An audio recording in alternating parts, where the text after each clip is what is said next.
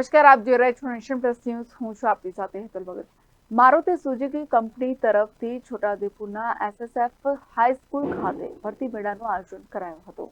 છોટાઉદેપુર જિલ્લાના ઉમેદવારોને રોજગારી મળી રહે તે હેતુથી મારુતિ સુઝુકી કંપની તરફથી એસએસએફ હાઈસ્કૂલ ખાતે ભરતી મેળાનું આયોજન કરવામાં આવ્યું હતું, જેમાં 120 જેટલા ઉમેદવારોએ ભાગ લીધો હતો, જેમાંથી 70 જેટલા ઉમેદવારોનું સિલેક્શન થયું હતું. મારુતિ સુઝુકી કંપની તરફથી હિતેશ સમાજપતિ, અમિત પંચાલ અને સિદ્ધાર્થ દેસાઈએ મારુતિ સુઝુકી કંપનીમાંથી ઉપસ્થિત રહી ઉમેદવારોને માર્ગદર્શન આપ્યું હતું.